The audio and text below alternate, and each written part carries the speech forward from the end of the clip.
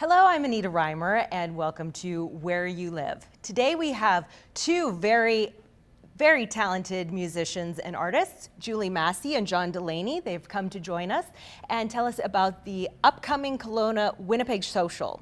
Julie. Hello. Hello. You are a vocalist, percussionist, and songwriter, and you've also been with the award-winning Juno group, the Parachute Club. What were some highlights of that? Oh my gosh, highlights. 6 Juno Awards, toured across Canada 1 billion times, Europe and Jamaica and part of the States. So a lot of touring with the group. We were very lucky to have some #1 records, and we are still a band and still performing. So it's really exciting that after all these years, our music is still relevant or prevalent, or what's the word? Relevant. Relevant. There, that's what I meant to say. That's what I'm here for. Okay. It's still wonderful, and I'm so proud to be part of that group. Awesome. And John, you are an award-winning storybook artist, comic book artist. You've kind of done it all in the comic gaming industry. Yep. As well, you are the founder of the Indestructibles, the Vancouver-based group. Yeah. No, I've been very fortunate. I've had a great career in comic books. I've worked for DC Comics for about 28, almost 29 years. Worked on Justice League, and now Justice League, the movie, is coming out, so I'm very excited about that. And Aquaman's got a beard, and I always dream with a beard, so I'm stoked about that. Awesome. I feel like I was, predicting the future. Anyway, and and the Indestructibles is a R&B 9-piece band that I have based out of Vancouver. And we're still playing all the time too, and it's been going very well. Just had a crazy summer of actually gigging, so nice to be back in Kelowna and getting back to the work of drawing. Well, that's fabulous. Now, you guys have a couple things in common. You're both very talented musicians, and you're also from Winnipeg. It's true. Yeah. True. Proud Pagers. John, how did you meet? How did Julie and I meet? Yeah. Well, the very first time we met, but years and years ago, from I guess about 1989 to 1992, I hosted a television show in Winnipeg called Rockline, which was a rock video show back when much music wasn't across the nation yet. It was just based out of Toronto. So I was sort of the Winnipeg guy there, and I would do stuff for YTV and Much Music and that kind of thing, and had my own show there. And so I often would be presenting different shows, and the Parachute Club was playing at the Rendezvous. So I got a chance to introduce the Parachute Club, and that was the very first time I saw Julie and met Julie. And then we met years later back in Kelowna. So. Mm-hmm. And Julie, why did you want to bring John in for this event? Oh, that's easy. He's first of all from Winnipeg. Mm-hmm. Second of all, a great entertainer, and he has a great following here in Kelowna. So whenever he plays or whatever he does, he brings a great crowd out, and they all ask for John Delaney. So of course I wanted him involved. Mm-hmm.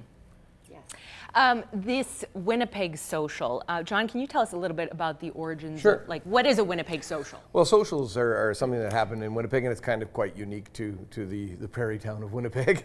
What it is when people are getting married, they'll put on a social to raise funds for the wedding or for the honeymoon or something like that. Or when bands want to sort of debut and put something out, they'll put on a social. As a result, the Winnipeg Social became this thing that was very popular and has always been popular. Even when I got married, we had a social. It's the kind of thing you do, right? So as a result, the Winnipeg Social is just kind of this mainstay. When anybody who's from Manitoba or from Winnipeg, they know what a social is, right? So Julie got the great idea to start putting one on out here. Mm-hmm. And Julie, what was your vision for bringing the Winnipeg Social to Kelowna? It all started back in 2004. My late husband and I had a fine dining Italian restaurant on Bernard, and so many people walked in our door, our restaurant, from Winnipeg, moving here, living here, visiting here. It was just Winnipeg. So my late husband said, let's do a Winnipeg Social or a Winnipeg night. He never got to live that dream because he passed away from prostate cancer in 2010. So I'm carrying on that dream.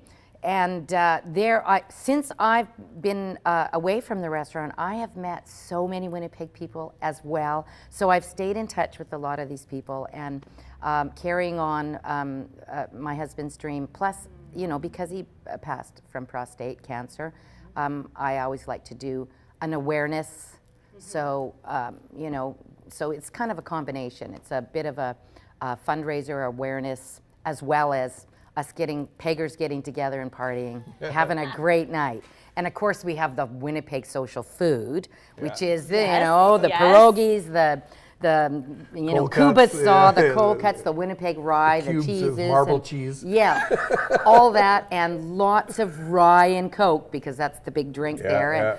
And so it's lots of booze, lots of dancing, lots of fun, lots of food, prizes, and we raise a little bit of awareness for prostate cancer, and some of the funds will go to the Prostate Resource Center this year. Okay, and so I'm assuming that the other ones have been also to raise awareness and funds for prostate cancer. Yes. And can you tell us a little bit about what you've been able to do in the past with that? Oh, well, when my husband was alive, we had a restaurant at a golf course, so we were doing golf tournaments to raise awareness and funds. So actually, if I add up everything that I've raised, I have to say it's probably close to $30,000. Wow. So that's pretty good, I'd have to say, for our little town, Kelowna. Yeah. And so I'm really proud to carry that on. Mm-hmm. So you mentioned that, okay, the Winnipeggers, you guys just meet, right? And like it's like is it like a club like the Rough Rider fans? Like you guys are like blood firm. Can you tell me a little bit about what it's like for you to be a Winnipegger?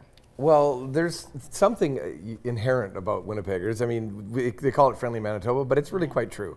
Everybody that seems to come from Winnipeg or Manitoba is very overtly openly friendly. They just, you sense it immediately. I almost can tell a person from Winnipeg before I even, they've told me they're from Winnipeg. I'm going, you're from Winnipeg, aren't you? Yeah. There's also a weird little sort of Winnipeg accent and weird little things that people say and sort of phrases that we use. So it's really interesting. And because of the fact that Winnipeg is so cold for so long, it's always had this burgeoning music scene, right? Because all you can do is go to the clubs and play. So Or stay in your basement. Or stay in your basement And practice, And it's just amazing. I mean, that's why so many great bands have come out of Winnipeg, because of the fact that there's a real emphasis on the music scene out there, right?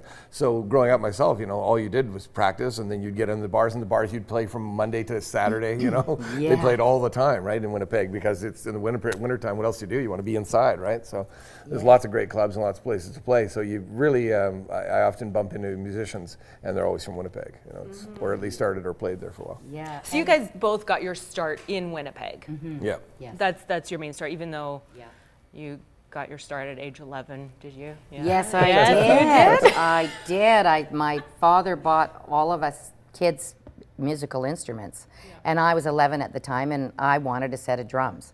So that's what I got, is a set of drums, and I was playing drums for years, and all the way up to Parachute Club, where I went more percussion than behind a kit. So yeah, I don't play the kit anymore, unfortunately. I don't know why. I know I should. I should, but maybe I will jump on the kit on Winnipeg now. Who knows? You will. Oh, maybe this year. I was thinking next year, but never hey, know. if you want to You jump never on that know. this year, That's the nice thing about the Winnipeg night. We did it last year, and it's quite freeform. We'll be staying up and saying, "You guys know this? Yeah, we all know. Let's do that song." So it's quite fun that way. Well, we have all Winnipeg musicians playing, as I mentioned before.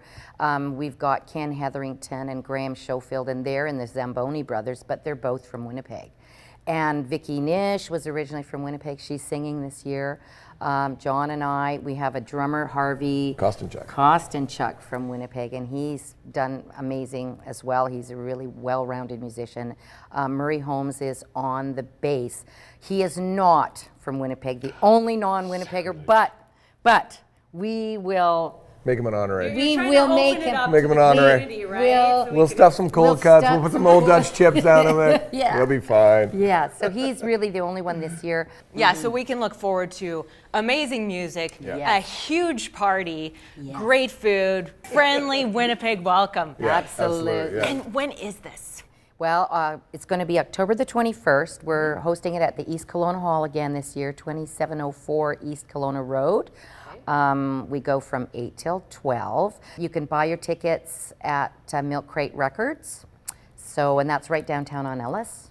So please, everybody come. You'll just have a blast. It's a great cause, and it's a great time. Yeah. It's a super fun time. It really is.